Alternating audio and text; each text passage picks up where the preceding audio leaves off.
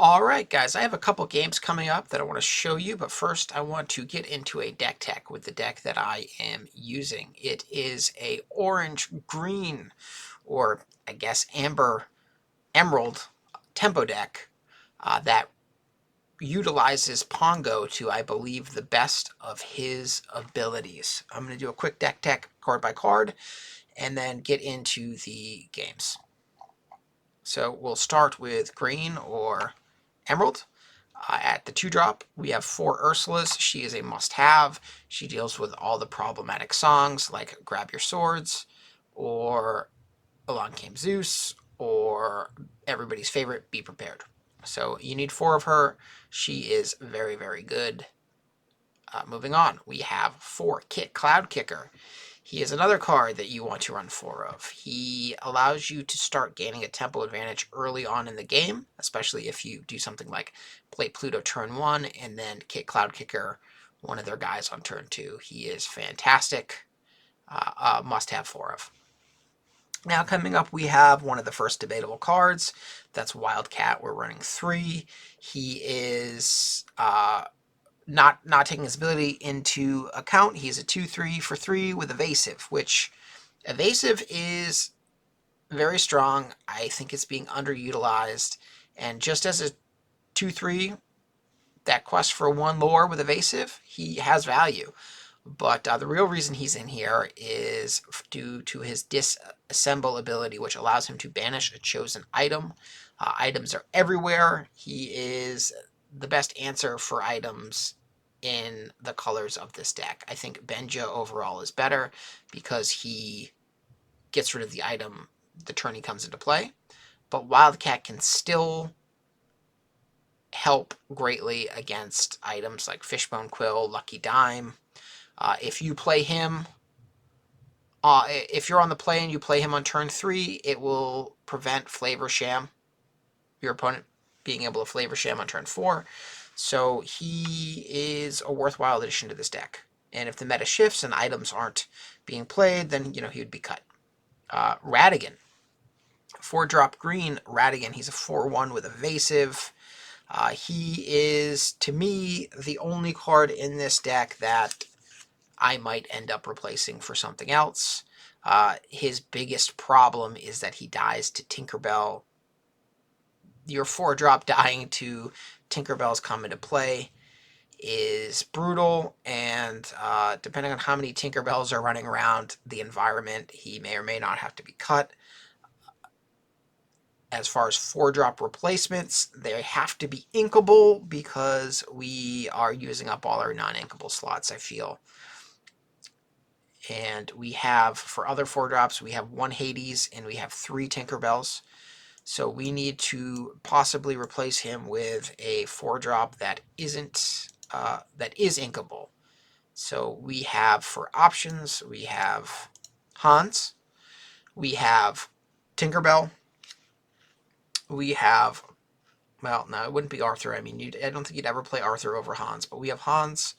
Well, Arthur doesn't die to Madame Medusa, which is pretty good. But the choice is between Hans, Tinkerbell, and possibly Donald Duck. I haven't experimented with him. I don't know how advantageous it is to be giving your opponent a card and you keeping a card, especially if you're Ursuling Be Prepared, and then all of a sudden they draw Be Prepared off your Donald Duck.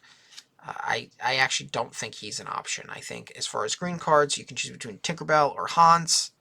Tinkerbell might be better. Again, evasive is strong. She has a lower stat line. Her pixie dust ability isn't really relevant unless you spike her off of a Mufasa and then you can give one of your other characters evasive that might have died otherwise. So it's between Hans and Tinkerbell. I give Tinkerbell kind of the edge. So maybe I will be replacing Radigan with Tinkerbell. We'll see. I think I'm a few more Tinkerbell dying to Grab Your Sword. I mean, Radigan dying to Tinkerbell's come into playability, or even Grab Your Swords. So I will actually test in the future with Tinkerbell and also Hans. But Radigan is replaceable. Moving on to Ray, 4 of. He is a 3/3 evasive that quests for 3. He's a must. He is a great Mufasa target. He is hard to deal with, and also he puts your opponent on a clock. And he's a finisher. He gets the last bit of lore that you need to win the game. He is a 4 of. Now getting to Genie. When I first made this deck, I had no genies in it. And then I had one genie in it, and then I was like, oh man, I can't believe I had no genies in this. And I went to 2 genies. And then after a few games of 2 genies, I said, you know what, I'm going to play 4 genies. And then after getting 2 genies stuck in my hand a few times, we went down to 3 genies, which seems to be the magic number. 3 genies. He is amazing. He is one of the best cards in the deck. And I think we're going to be seeing Genie more and more as the meta evolves. And also as maybe in future sets when we get more cards like Kit Cloud Kicker. Kit Cloud Kicker has made Genie a lot better than he was before, and he was still pretty good before, but he didn't see any play in like top tier decks. But having cards like Kit Cloud Kicker to slow them down before you even get to Genie is a great improvement to Genie himself. So you want to be playing both. Moving on to Orange or Amber, we have 4 Lilos. You need 1-drops, you need early pressure. The 2 lore 1/1 1-drops that are uninkable were better before Inklands. Now they don't do a whole lot. I generally would prefer to play Pluto over Lilo, but you can't always get a Pluto. If I have both Lilo and Pluto in my hand, usually like 9 times out of 10 I'm playing the Pluto. Sometimes due to the other cards in my hand, the Lilo ends up being the play, but for the most part, on turn 1, you're rather going to see, you'd rather drop a Pluto. Moving on to Pluto, we just talked about Pluto. He is the best 1-drop in the game, I feel. He lets you play a Dock turn 2. He lets you play a Tinkerbell turn 3. He lets you play a Mufasa turn 4, etc., etc., etc. Combined with Dock, you can play a Genie on turn 4. There's just, you gotta have 4 Plutos. You must have 4 Plutos. He is that good. Moving on to the Queen. The Queen is another 1-drop that I generally like to play above Lilo, especially if I have the Shift Queen in my hand. But even sometimes I'm like, hey, what if I draw the Shift Queen? Might as well play it. Lilo, I found, is actually better drawing off of a Pongo draw and then playing it, and just having the extra, she's gonna die, and that's fine, but she's kind of like a shock in Magic. So anyway, I've talked about Lilo enough. Don't love her, but she's still a 4 of in the deck, and I wouldn't take her out. Moving on to Piglet. Piglet is a powerhouse. He is the best aggro card in the game. It's not close. He is a 2/2 for 2 that is inkable, unlike, say, Pinocchio or Simba. You can actually ink Piglet if you need to, and his I'm the Captain ability, where he gets 2 extra lore, is essentially always on in this deck. He is just incredible. He's a 4 of. Doc, another 4 of. Not debatable. He quests for 2 lore, and he makes your next character cost 1 less, which allows you to play a Doc on turn 3, and then all of a sudden jump right over to playing Mufasa or a Ray on turn 4. The sooner you can play Ray, the sooner you can play Mufasa, the better your chances of winning are. Now, moving on to the MVP and the all-star of this deck, we have Pongo. He is a 4 of. He is a must 4 of. His ability is amazing. Now, I want to talk about how to play Pongo. Generally, you're not going to be playing Pongo on turn 3. He's more, you want to treat him more as a 5-drop. So you play him, use his ability, he replaces himself, he draws a card. Now even if they do kill him, you've gained card advantage. And a lot of times they don't kill him or they can't kill him. But if you see a Pongo played against you, you got to get rid of it, because He just does amazing, amazing things. He's what allows this deck to hang in there as games go a little later. He gives the deck a lot of reach, and he is a 4 of. There is no replacement for Pongo in this deck. Now moving on, we have 1 Hades. It used to just be 4 Tinkerbells. They kind of do the same thing in that Tinkerbell really sort of ensures that you're going to draw into a turn 5 Ray, Mufasa, or if you have Doc or Pluto out, a Genie.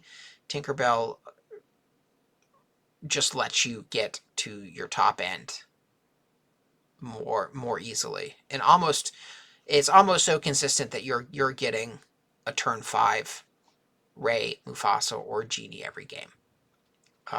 We had 4, we went down and we put 1 Hades in there, and Hades is good because there's going to always be a target for Hades as well.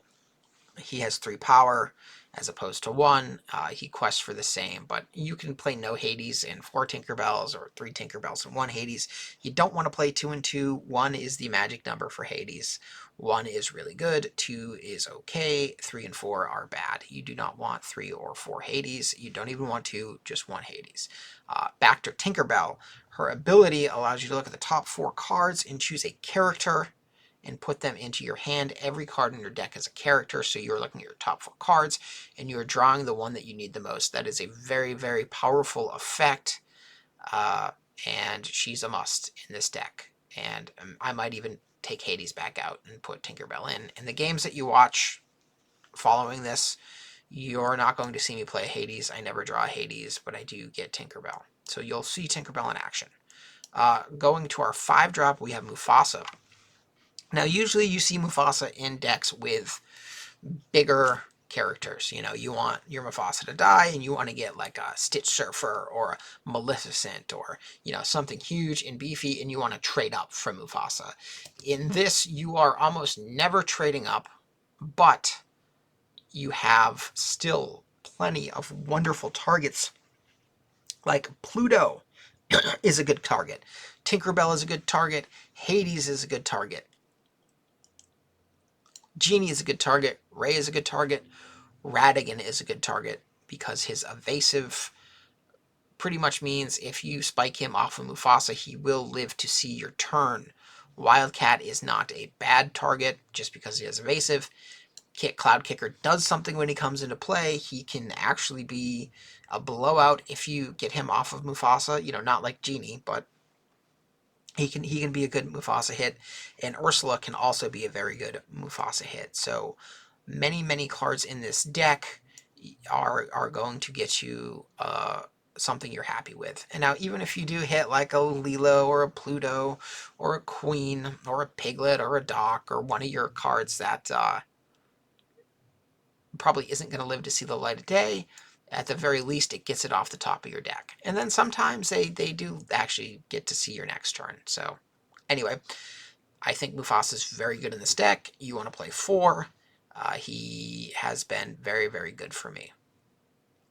I think Mufasa is just as good as a top-end card as he is sort of a middling card that trades up. I think he's just as good as a top-end card that trades down if your deck is more aggressive. We have the Queen. That is to shift on to this Queen. The options that we had really for these slots were Stitch, New Dog, and the Stitch Rockstar.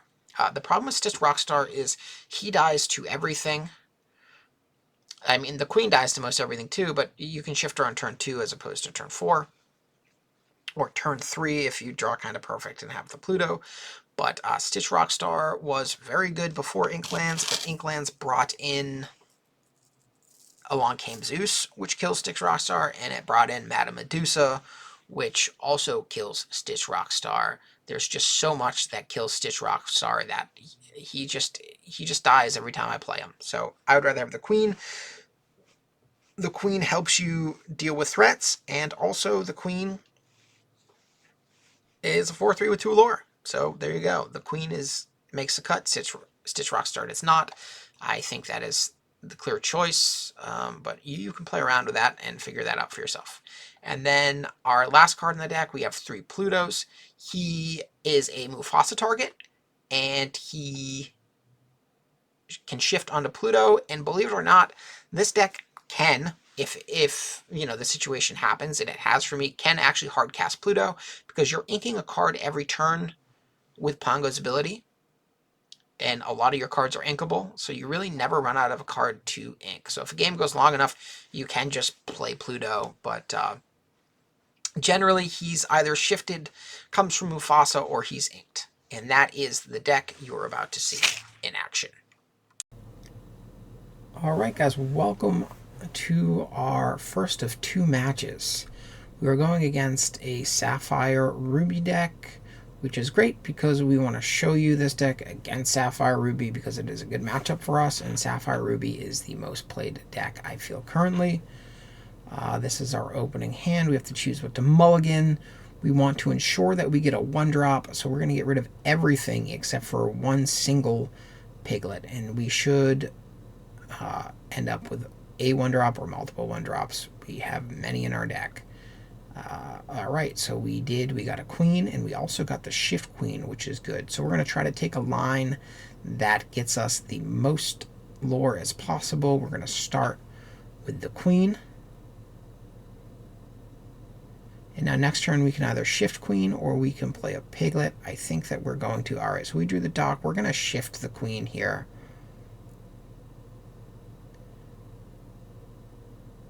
Yes, I think we want to shift the queen. You could play piglet, but I'm going to shift the queen. And we're going to get in for 2 this turn instead of 1.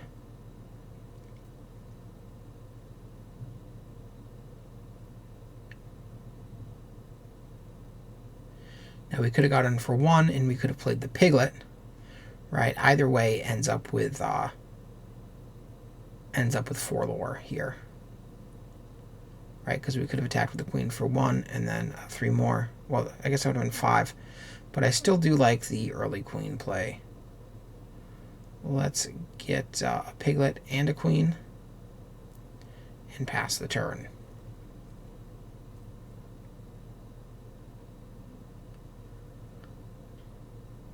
Our opponent plays a fishbone quill, so he has a pretty standard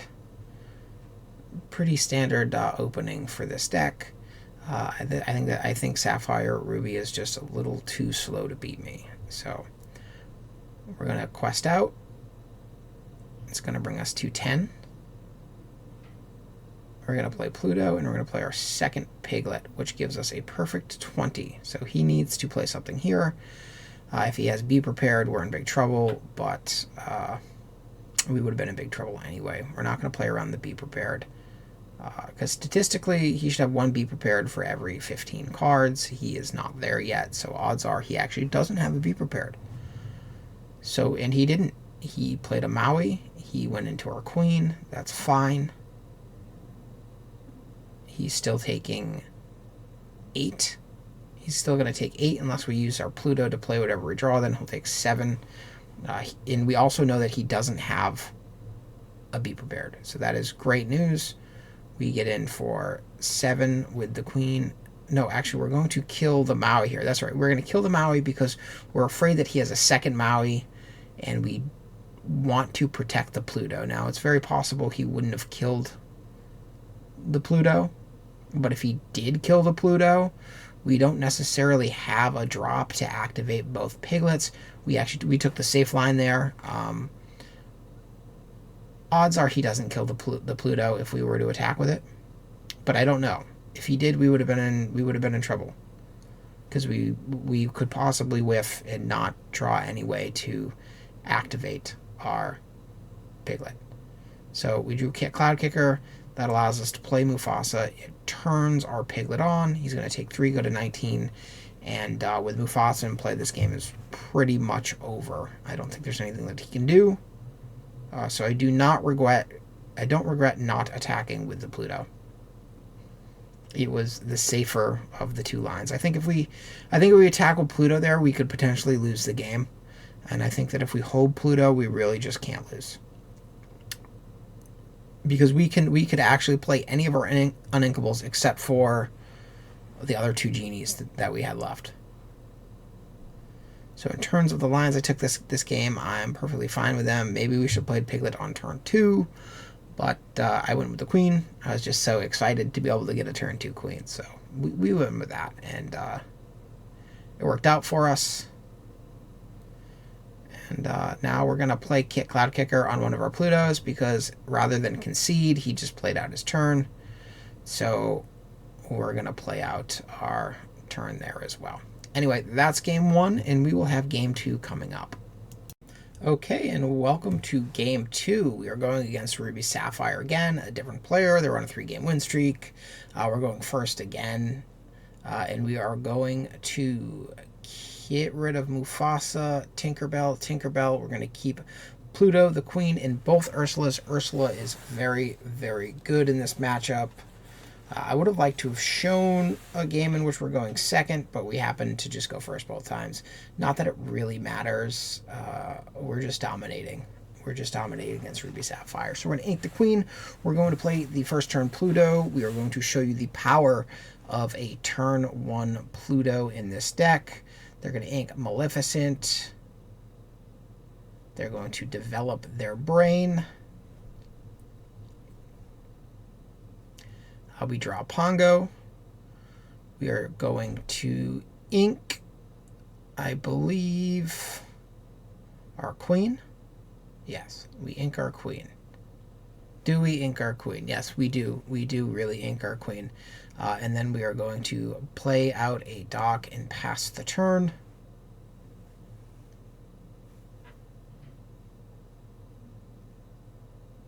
Our opponent inks a tomato. And that's another good thing about putting pressure on this Ruby Sapphire deck. They have to ink a lot of their payoffs. So we're going to drop an Ursula, and they have no targets for Ursula. Okay, so even though we didn't get anything, we know that they don't have a Be Prepared. So we can save our next... We can save our next Ursula to just about the time where they would be prepared if they could be prepared. So, you know, it is what it is. We're going to play a Pongo, and we're going to pass the turn.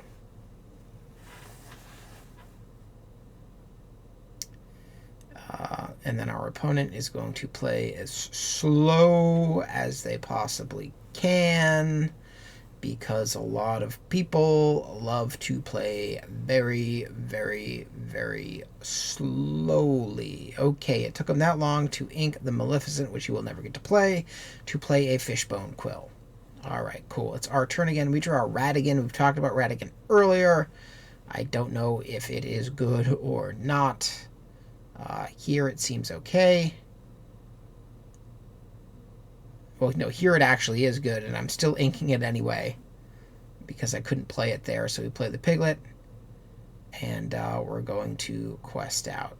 So yeah, so we got a Ratigan in a situation where Ratigan is actually pretty good, and we still inked it. So I don't know. Probably gonna cut that from the deck. So now we are at 7 lore. He inks another Maleficent, a little faster than the last Maleficent that he inked.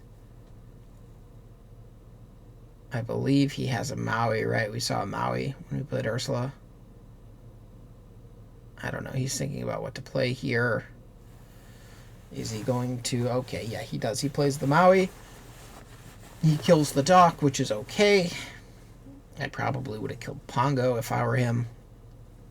But we do have the second Pongo, not that he would know. But in case of Be Prepared, we don't really want to use our second Pongo. Here we can put Pluto on Pluto, but we want to do a Be Prepared check. He still does not have Be Prepared. Okay. Very cool. We're going to draw with Pongo. We're going to get a Tinkerbell. And then we are going to quest. I believe we quest Ursula. We quest Piglet. We even quest with Pluto. And we are going to quest with Pongo. Or we're going to leave Pongo. I'm not sure. We should quest with Pongo here. Although it doesn't matter if we do. No, it does matter if we do. What are we going to do? I just played this game 5 minutes ago. I don't remember what I did. Come on, Ian. Quest with Pongo. All right, we did. We did the right thing. We quested with Pongo. I knew that past me could do it. It's funny. You see things that you don't see when you watch your games back. And I took a little longer than I should have there to eventually make the right play and bring it with Pongo. Because he can Maui my Pongo if he wants to. His Maui dies, but he's probably going to Maui Piglet. Again, this game happened a few minutes ago. I don't remember what my opponent did. But Pongo is basically like, even if he gets Be Prepared, even if he has Be Prepared here, the Pongo and Tinkerbell in hand, it's like, I don't even care. All right, so he Madame Medusas the Pongo. And now he's going to Maui a Piglet. But unfortunately for him, I have a Tinkerbell and a Pongo in hand. I am not running out of cards anytime soon. He plays the Queen of Hearts. And now our game is a little different. Our game bugs out here. And it's like, oh no, is it not going to let me play Pongo? Luckily, I was able to pull the card back in my hand. Sometimes it just sticks out there, and it's like, what the fuck? But that time it didn't. We draw a Pongo with a Pongo. We kill the Maui. We swing, and we are going to just pass the turn. We could have inked Queen, maybe, but I kind of like holding it there. We lose Ursula. That's fine. He's down to no cards in hand. We have a Pongo, and I'm actually very glad that you guys get to see the Pongo in action. It is giving this man fits. We draw with Pongo. We draw a Queen. We play a Queen. Yes, we play a Queen. Okay. And now we either shift this Queen or we ink it. I don't remember. There is a case to be made for inking it or just passing the turn and then inking it when we draw. Yeah. Probably should have just inked it there. But I guess we want to see what's going to come next.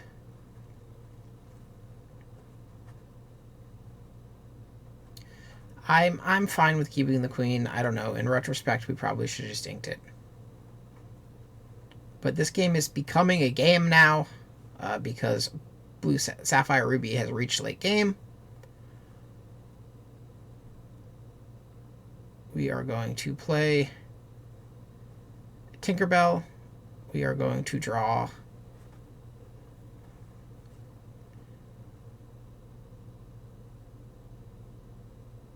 a Piglet.